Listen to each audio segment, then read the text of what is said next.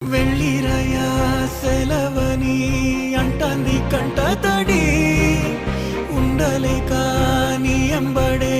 వస్తాంది గుండె సడి గురుదేవుడికా ఇంతటి శోకం